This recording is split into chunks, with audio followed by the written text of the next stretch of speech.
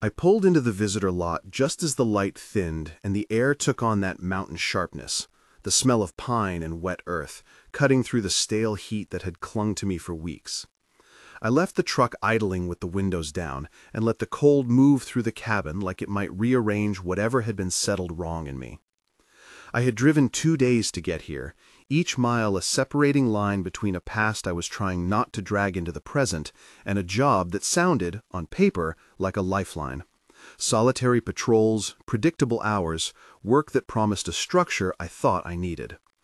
The woman at the front desk had hands that showed more hours outside than behind a desk, a face that was practiced at looking at people while withholding everything. She introduced herself as Summer and slid a stapled packet toward me. Standard forms, she said. Then, almost as an afterthought, a single page printed in a typewriter font with 6 numbered items. The first rule made me swallow hard. If you encounter an animal moving backwards, do not make eye contact. Continue your patrol. It was absurd in the way that made a person step back a fraction and question whether the world had become a story. The rest of the rules were stranger in different ways. Offer water to nighttime visitors without answering questions. Do not investigate a child crying on the trail. Lock up and wait for instruction after 3 consecutive distant calls that sound like wolves. Summer spoke in a voice that tried for neutral and landed on professional. They were created from years of field experience, she said. Follow them exactly. I needed the work. I needed the distance. So I folded the page into my pocket and told myself the explanations would arrive in the time between 2 patrols. Maybe some local etiquette, maybe a misunderstanding of terms, maybe older rangers who took superstition and wrote it down. But the paper sat under my hand like a small, weighty proof that the park was not entirely what I had pictured. I had been on the edge of things before, but never like this. I had left a city job and a fractured relationship and a station where the paperwork had outlived its point, and I had enlisted as a park ranger because I had thought a uniform would reorganize my days. My backstory was not simple enough to summarize in a sentence. I was 38, had enlisted after a close call overseas that taught me how to read silence, and I had spent 5 years in units where procedures and protocols were both lifelines and prisons. The military taught me to be a tool for systems. That training shrank with each discharge, leaving me with instincts that did not know where to belong. I had come home for a while and found nothing resembled what I remembered. Friends were files, places were postcards. The VA hospital waiting rooms smelled of disinfectant and stale coffee, the kind of smell that keeps you aware of the passage of time. I had tried counseling, medication, routines that failed gently, then suddenly. A veteran friend named Javier had told me about this ranger unit, said the Park Service offered seasonal work to people who needed structure and a place to breathe. He assured me it was quiet, a place to put one foot in front of the other. The story of my enlistment and my return to civilian life was stitched into my body. The way I checked corners, the way I cataloged every face I met, the way the buzz of a fluorescent light could make me think a plan was forming around me. That history made me a good candidate for solitary patrols and for following rules without asking too many questions. I carried it like a ledger. I also carried a suspicion that my instincts were both my protection and my vulnerability. The past had taught me to accept orders, and it had taught me to read the pauses where orders fell short of explanations. I told myself arriving at Yellowstone was the beginning of a restart, not an escape. I had no idea how quickly the restart would be turned into a study. The orientation briefing took place under a faded Park Service placard and a humming fluorescent light that seemed to emphasize the thinness of the walls. Chief Ellis stood before the room with a folder of laminated cards and a face that tried for approachable and landed in a formal neutrality. He read aloud from a typed manual that had been laminated and redacted in places, then handed me an RFID badge that clicked to a chain around my neck. "Unit assignments will be logged," he said. "Patrol channels are Channel 4 Alpha and Channel 7 if you need command." Naomi, the communications technician, explained the radio protocols. "Keep transmissions short," she said. "If you hear anomalous audio patterns, switch to Protocol B and wait for instructions." Naomi's voice was deliberate and clinical, like a script I've heard before. That clinical tone did not make the instructions feel safer. Somewhere between the line about logging GPS and the stipulation about never investigating certain auditory triggers, the manual read, "Stages of adaptation will be monitored by the behavioral unit." Confidentiality was emphasized 3 times. The word confidential seemed to shimmer. At the same time, a binder labeled Psychiatric Screening and Adaptation Phases for Field Personnel sat on a side table with a post-it note that read, "Mandatory follow-up within 2 weeks." The document suggested there were observed behaviors in past patrol units that required structured intervention. A researcher named Dr. Thompson was listed as a contact. He had the kind of title that made people defer without necessarily believing. The paperwork made the strangeness institutional and therefore reasonable in a way that was disarming. If a system wrote rules down, they must be based on evidence, the forms implied. I filed the papers with the rest and told myself I could treat each directive like a test to be navigated, not complied with blindly. The first night on patrol is something I replayed in detail because it was the hinge where disbelief met practice. The truck's heater kicked through the cab with a mechanical whir, and the map on my dashboard was a small glowing rectangle. I tuned the radio to channel 4 Alpha and checked the GPS track that was logged to my ID. My first contact was Ranger Cole, who patched in with a casual tone to remind me of the overnight sweep rotation. We exchanged the kind of talk that is paperwork adjacent and human enough to be comforting. Cole said, "You good, man?" I said, "Trying to be." He said, "The mountain looks pretty tonight." I said, "Yeah, the sky is clear." He said, "If anything's strange, flag it in the report and call me." I said, "Copy that." The conversation had the rhythm of a ritual. Later, while walking the loop trail, I heard a sound like something stepping the wrong way. It was subtle, a reverse pattern of scrape and crunch that made my skin prick. Then I saw it. A coyote in a clearing, walking backwards along the line of trees, looking at the underbrush instead of the path ahead. Its head moved with a mechanical attention that did not match any animal I had known. I did not look it in the eye the way the rule demanded. My training and the paper in my pocket converged and told me to keep moving. The coyote did not react. I recorded the sighting in my log. Time, coordinates, brief descriptor. Later, at the desk, Summer checked the paper log and underlined my entry with a pen that made a thin, surgical sound. She said nothing, but her eyes said a different kind of understanding. The rule had become a protocol. The animal that moved backwards had been real, so were the instructions. That night, the woods felt like an engineered theater where my choices were both observed and shaped. The second and third days were a slow accretion of normality and misgivings. I learned routes, logged times, brought water to hikers, and did as the manual instructed when radios picked up a pattern of distant calls. The park's schedule was a metronome that allowed my hands to find tasks and my mind to circle quieter anxieties. I met a handful of other people who became names I would rely on and distrust in subtle ways. There was Marisol, who worked the visitor center and whose face registered exhaustion under the welcoming mask. There was Stephen, a seasonal technician who managed a set of thermal cameras and seemed always to be wiping evidence of whatever he had been handling. There was Agent Fuller, a liaison from a research center, who visited twice a week and always smelled faintly of antiseptic and coffee. There was Dr. Thompson, who presented a calm detachment that made it hard to decide which part of him was authentic. There was Javier, who had been an on-call veteran, familiar with my silence, and whose laugh could soften a briefing room. Later on, I would name others: Naomi, the comms tech mentioned earlier, Ranger Cole I had already met on the radio, a field assistant named Kim who carried a small recorder and whose hands were steady when others were not. Each had a role, and each moved through the park with a professional gait. They provided community and, in their measured ways, a buffer against the park's more orchestrated elements.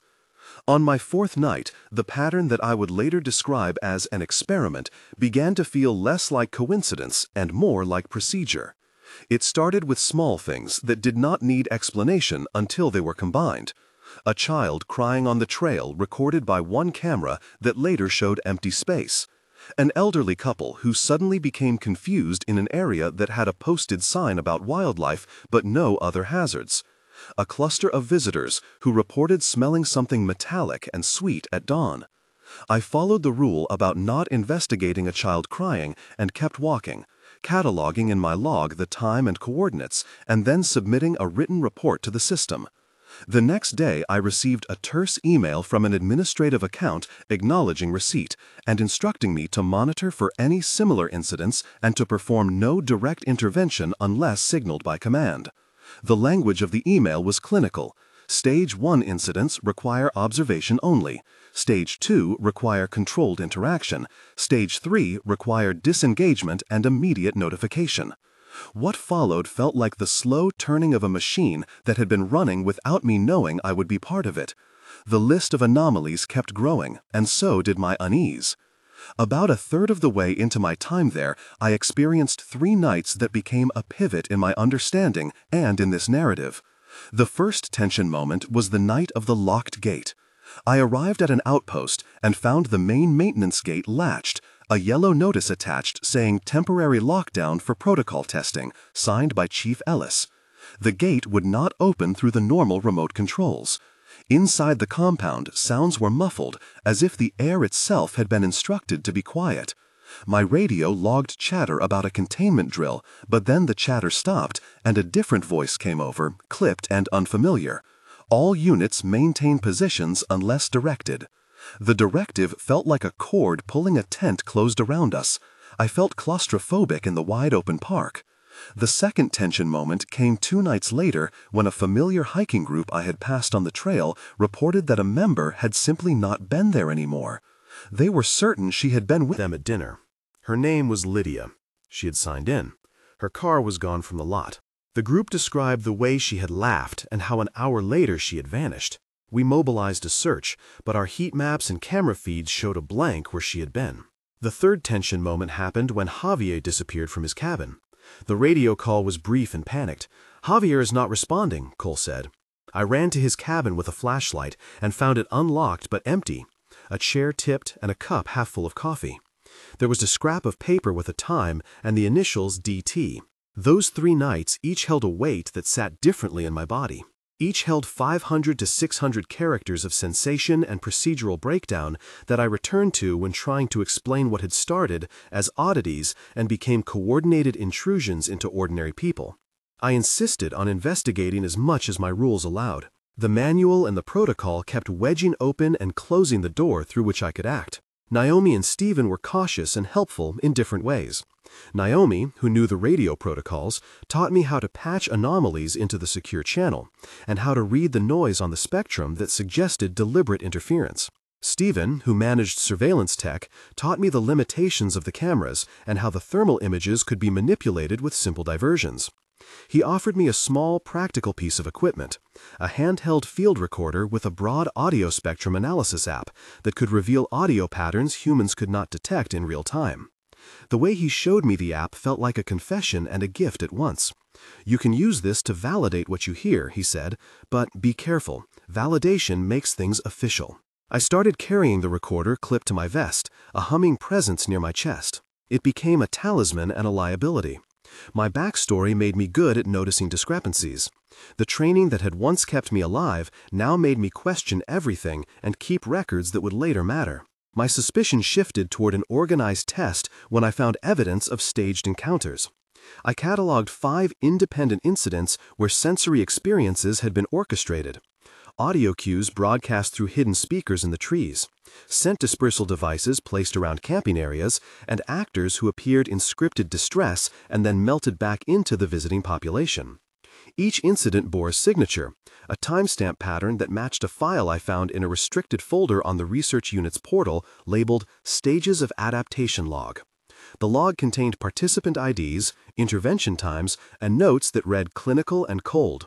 Subject displayed increased compliance after exposure to reverse locomotion stimuli.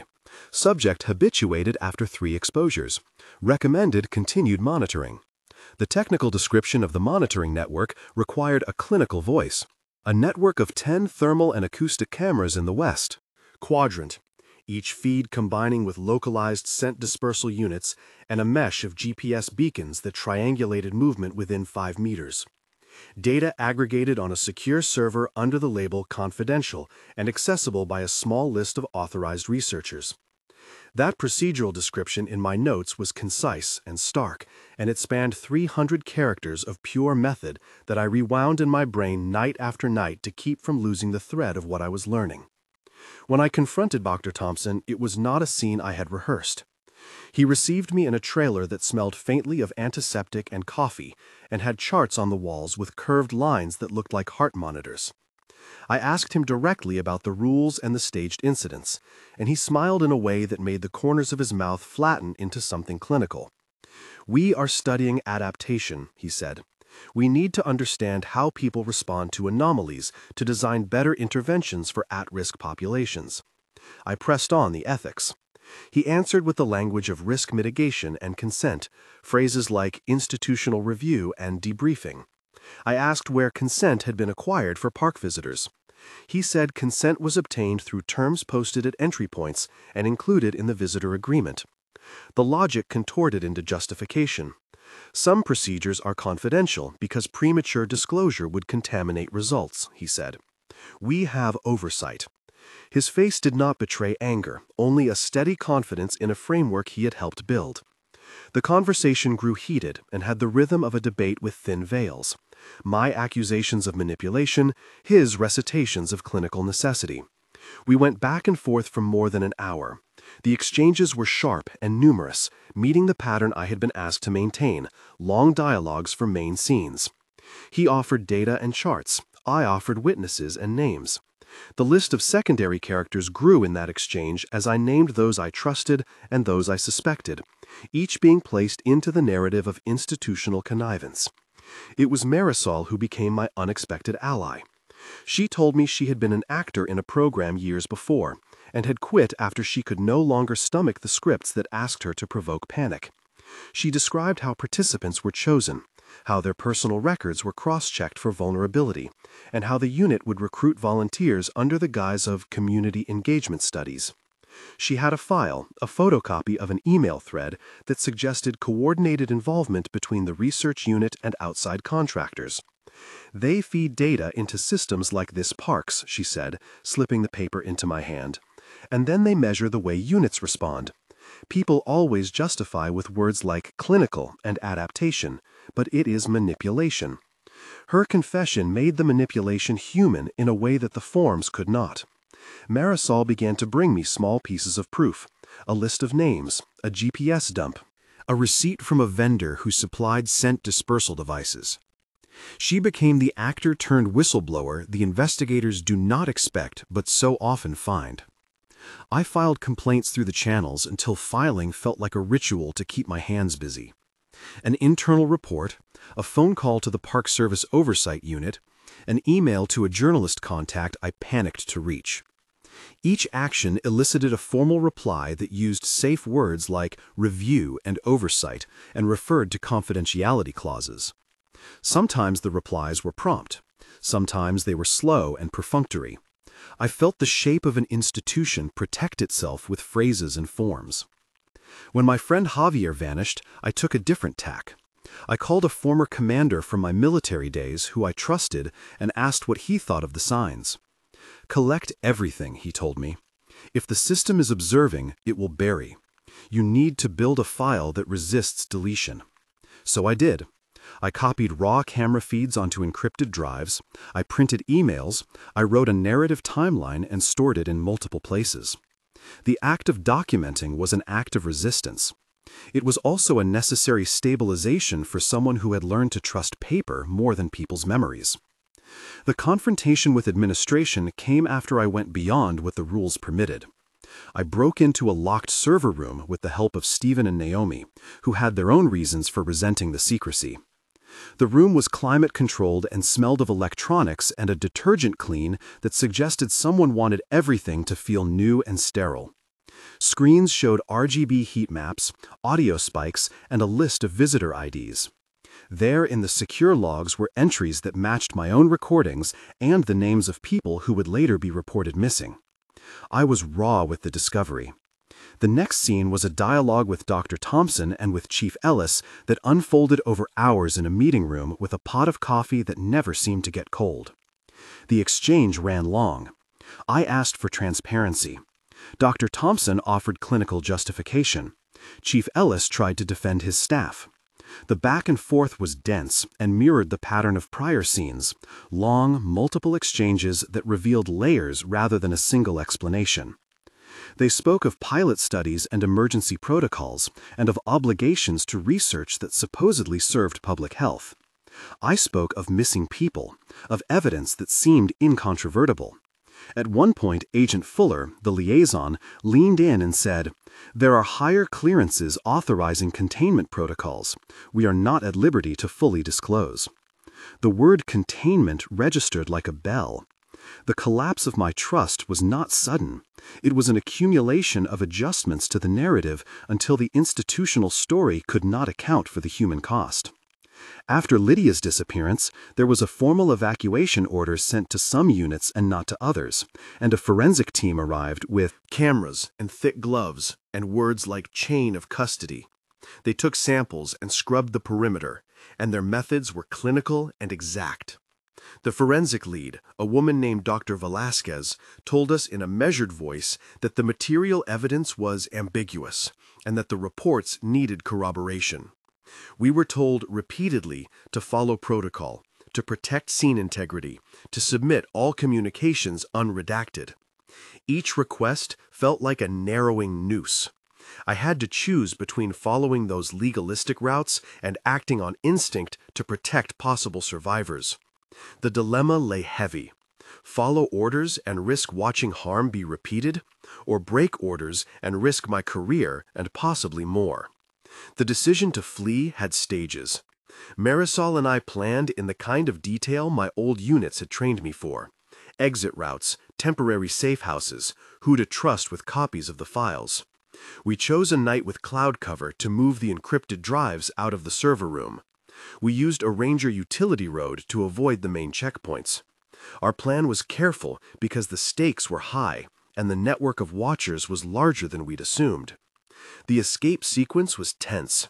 A busted gate that required patient manipulation, a rusting lock that surrendered under a bolt cutter, a moment where a pair of headlights swept across the road and we flattened ourselves into the ditch until they passed.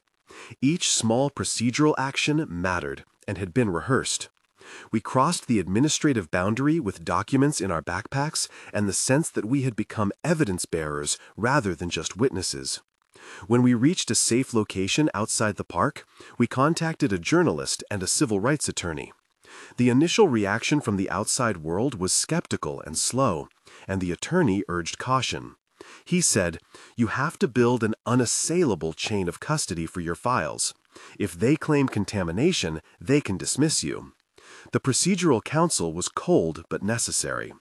I spent 3 separate timeframes building the public story we could defend. 1 month after I left the park, the first article appeared with redactions and careful phrasing. The journalist ran some of our data and told us that editorial standards meant they could not publish everything, but enough to create curiosity. The public reaction was mixed and intense. Calls came in from other people who reported similar experiences in parks across the country. Some reported the sense of being observed. Some reported staged events. Others said they had noticed unusual patterns near research stations.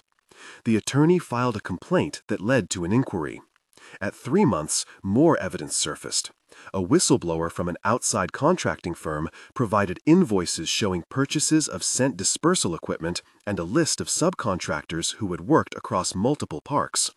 That connection made the story into a system rather than an isolated occurrence. At 6 months, the story had evolved into an ongoing investigation with subpoenas and a congressional inquiry. That had public hearings.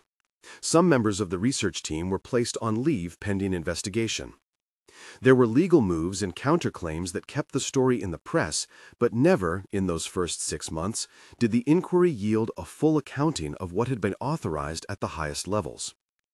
The epilogue, in time, was messy and partial in the way real investigations often are. My life had shifted too. I had been a ranger, then a whistleblower, and then part of an ongoing narrative that had both consequences and gaps. The epilogue stretched out into the months like a slow, necessary unwinding. At 1 month, I had a meeting with a reporter and the attorney and a small community meeting where 24 people shared stories. I received a call from a woman who said she had been in a neighboring park and had seen similar rules posted at an information desk. At 3 months, there were 3 more reported disappearances in areas connected to contractors. Subpoenas had been issued for procurement records. At 6 months, there was a televised hearing where Dr. Thompson testified in a way that sounded rehearsed and clinical, and where I sat behind a mic and read parts of my log into the record. The public narrative shifted some power into the light, but many questions remained. The epilogue required 2,000 to 2,500 characters to properly mark the passage of those months, and to make clear that the end was not tidy. Months of fragmented progress, legal wrangling, reluctant admissions, and the formation of a small coalition that insisted on further oversight. The immediate outcomes were modest. Some staff were reassigned, some procurement channels were blocked, and some families received apologies and limited restitution. The long-term implications were still unknown. I could ask you now, as I asked the people in the meeting where I read my log, if you were in my boots and you heard a rule that said, "Do not look at animals that move backwards," what would you do? When I put the question to the room that first month, people answered in ways that revealed the split most of us live with. Some insisted on protocol, some insisted on curiosity, some insisted on documentation. If you have seen something that seemed wrong yet official, start your comment with, "in my case," and say where it happened and what you noticed. Sharing helps track patterns. It helps other people spot connections they might not see on their own. It is not just about evidence, it is about community knowledge resisting the tendency of institutions to frame things as technical anomalies. If you can, include times and locations and any documentation you might have. Your voice matters because these experiments, if they are experiments, rely on isolation, on the assumption that individuals will be shrugged off as anomalies. When enough people form a pattern, the pattern resists being dismissed. Stay compassionate in your retelling. Trauma surfaces differently for different people. Then come back to the story, because now the account moves into legal and public arenas, and because there is more to uncover. Some details mattered that I would like to enumerate in the practical tone the situation demanded. There was procedural evidence of data aggregation, clear protocol scripts that assigned stage levels to incidents, and procurement records linking scent devices and audio dispersion systems across at least 4 parks. I also documented chain of custody for my own materials and kept backups in cloud accounts accessible to attorneys. I compiled testimonies, timestamps, and camera footage, and I provided those to the journalists who could verify sources. The vocabulary of the case included words like ranger, patrol, protocol, supervision, agent, experiment, confidential, psychiatric, stages of adaptation, report, unit, night patrol, blockade, evacuation, and forensics. Those terms became hooks that helped the public and the investigators make sense of what had been happening. There were moments where the institution pushed back. I received formal notices that my access privileges were revoked, that my actions could be construed as breaches of protocol, and later a letter suggesting disciplinary action. The attorney counseled restraint and strategy. We formed alliances with civil rights advocates who cared about informed consent and the ethical boundaries of research in public spaces.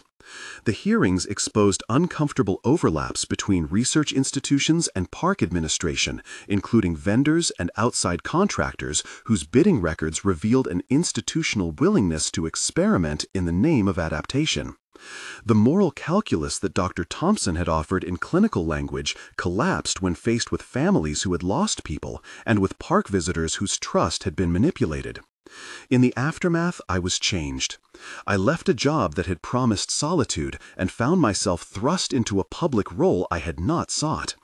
There were nights where the quiet felt like a shadow that had followed me out of the park. My sleep was never the same. I had to rekindle relationships that had atrophied while I either followed orders or resisted them. I also found community. The attorney who helped build our case, the journalist who believed enough to publish with caution, Marisol, who continued to speak out despite the personal cost, Naomi and Stephen, who risked careers to provide access to truth, and Javier, who eventually reappeared with a memory gap and a reluctance to talk. The whistleblower from the contractor provided the paper trail that tied procurement to multiple parks. Those people became the faces of a network that had previously been faceless.